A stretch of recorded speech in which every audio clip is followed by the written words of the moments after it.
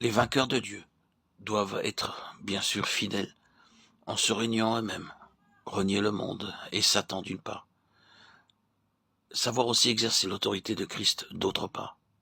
Nous devons permettre à Dieu de nous briser par la croix afin de pouvoir nous tenir humblement devant lui. Il nous faut vaincre Satan en exerçant l'autorité de Christ en vue de la victoire. La prière d'autorité n'est pas une demande, elle signifie ordonner. Il y a deux sortes de prières, la requête et le commandement. Commandez-moi, Ésaïe 45, 11. Nous avons la permission de commander Dieu pour que les choses s'accomplissent. C'est la caractéristique de la prière d'autorité. Elle est l'expérience de ceux qui vivent dans la valeur et la signification de l'ascension de Christ. La mort et la résurrection de Christ a réglé 4 points importants pour Dieu. La mort de Christ met un terme à tout ce qui est adamique. Sa résurrection nous accorde une base nouvelle. Son ascension nous donne une position céleste, au-dessus de toute domination, de toute autorité, de toute puissance, de toute dignité et de tout nom qui se peut nommer, non seulement dans le siècle présent, mais encore dans le siècle à venir. Les vainqueurs doivent apprendre à exercer l'autorité de Christ dans la prière. La prière dans l'Écriture n'est pas seulement une requête, bien plus, elle est l'expression de l'autorité. Ordonner avec autorité, voilà ce qu'est la prière. Le chapitre 1er des Éphésiens nous parle de l'ascension de Christ, au-dessus de toute domination et autorité. Éphésiens 2 nous enseigne que nous sommes assis avec Christ dans les lieux célestes. De même que Christ est au-dessus de toute domination et de toute autorité, telle est notre position en lui.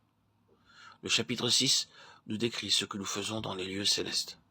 Nous sommes assis et nous prions, c'est-à-dire nous exerçons l'autorité de Christ et nous commandons en priant. La prière ordinaire s'effectue de la terre vers le ciel, mais la prière d'autorité s'exerce depuis les lieux célestes vers la terre. La prière dans Matthieu 6 est une demande dirigée vers le haut, tandis que celle d'Éphésiens 6 descend du ciel.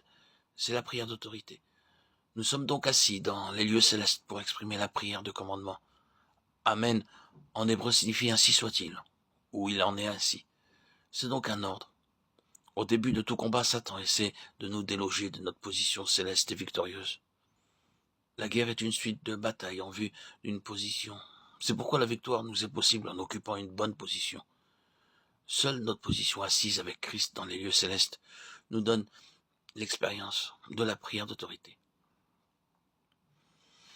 Dans Marc 11, 24, le groupe de mots « C'est pourquoi » relie le verset 23 au sujet de la prière. Il n'est pas dit que la prière du verset 23 s'adresse à Dieu, non.